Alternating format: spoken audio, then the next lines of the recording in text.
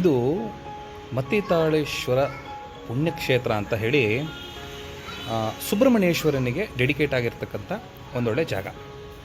ಇಲ್ಲಿ ಸ್ಕಿನ್ ಡಿಸೀಸ್ಗಳಿಗೆ ಪ್ರಾಬ್ಲಮ್ಗಾಗಬಹುದು ಅಥವಾ ಯಾವುದೇ ರೀತಿಯಂಥ ಪ್ರಾಬ್ಲಮ್ಸ್ಗಳಿಗಾಗಬಹುದು. ಇಲ್ಲಿ ಜನ ಗುರುವಾರ ಮತ್ತು ಭಾನುವಾರ ಟೈಮಲ್ಲಿ ತುಂಬ ಜನ ಇರ್ತಾರೆ. ಬಾಕಿ ಟೈಮ್ನಲ್ಲಿ ಅಂಥ ಜನ ಏನಿರೋದಿಲ್ಲ. ಈ ದೇವಸ್ಥಾನದ ಒಂದು ಪ್ರೆಮಿಸಸ್ ಏನಿದೆ ಸಿಕ್ಕಾಪಟ್ಟೆ ದೊಡ್ಡದಿದೆ, ತುಂಬ ದೊಡ್ಡದಿದೆ. ಇದು ಮೇನ್ ದೇವಸ್ಥಾನ.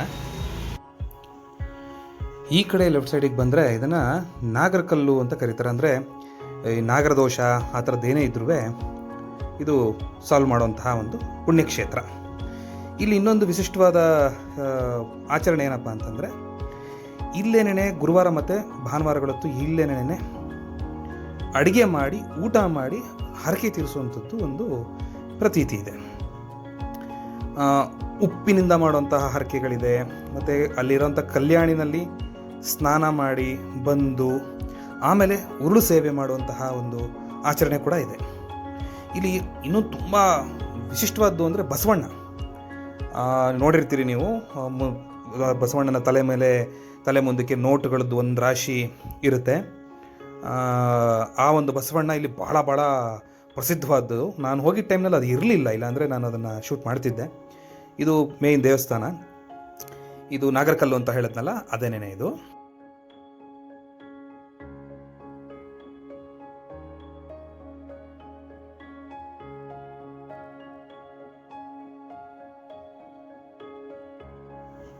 ಯಾವುದೇ ನಾಗದೋಷ ಆಗಿರಬಹುದು ಅಥವಾ ಆ ಥರ ಪಿತೃದೋಷ ಆ ಥರದ್ದು ಏನೇ ಆದ್ರೂ ಈ ಒಂದು ಜಾಗದಲ್ಲಿ ಅದನ್ನು ಕಳ್ಕೊಳ್ಬಹುದು. ಇಲ್ಲಿ ಗುರುವಾರ ಬೆಳಿಗ್ಗೆ 6 ಗಂಟೆಯಿಂದನೇ ಓಪನ್ ಇರುತ್ತೆ, ಫುಲ್ ಡೇ ಓಪನ್ ಇರುತ್ತೆ.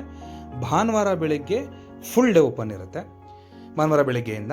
ಬಾಕಿ ಯಾವ ದಿನಗಳಲ್ಲೂ ಬೆಳಿಗ್ಗೆ 6 ಗಂಟೆಯಿಂದ ಬೆಳಿಗ್ಗೆ 10ರಿಂದ 11 ಗಂಟೆವರೆಗೂ ಮಾತ್ರ ಓಪನ್ ಇರುತ್ತೆ. ಮಧ್ಯಾಹ್ನದತ್ತು ಯಾವತ್ತೂ ಓಪನ್ ಇರಲ್ಲ.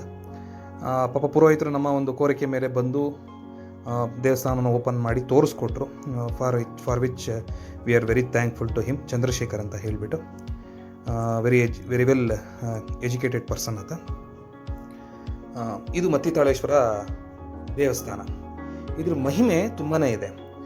ಭಾಳ ವರ್ಷಗಳಿಂದ, ನೂರಾರು ವರ್ಷಗಳ ಹಿಂದೆ ಈ ಮತ್ತಿತಾಳೇಶ್ವರ ದೇವಸ್ಥಾನ ಗರ್ಭಗುಡಿ ಇರುವಂಥ ಜಾಗದಲ್ಲಿ ಮತ್ತಿ ಮರ ಒಂದು ಇತ್ತಂತೆ. ಆ ಜಾಗದಲ್ಲಿ ಇದು ಉದ್ಭವಿಸಿದಂತಹ ಲಿಂಗ ಸ್ವರೂಪಿಯಾದಂತಹ ಸುಬ್ರಹ್ಮಣ್ಯೇಶ್ವರ. ಇದು ಶಿವಲಿಂಗನೇ ನಿಮಗೆ ಕಾಣಿಸ್ತಾ ಇದ್ರೂ ಇದು ಲಿಂಗ ಸ್ವರೂಪಿಯಾದಂತಹ ಸುಬ್ರಹ್ಮಣ್ಯೇಶ್ವರ. ಸೊ ಭಾಳ ಮಹಾತ್ಮೆ ಉಳ್ಳಂಥದ್ದು. ಇದು ಸಿಡಿಲು ಹೊಡೆದು ಆ ಮತ್ತಿ ಮರ 2 ಪೀಸ್ ಆಗಿ ಮಧ್ಯದಲ್ಲಿ ಕಾಣಿಸ್ಕೊಂಡಿರುವಂತಹ ಲಿಂಗ ಇದು. ಇನ್ನೂ ತುಂಬ ಆ್ಯಕ್ಚುಲಿ ಕಥೆ ಇದೆ.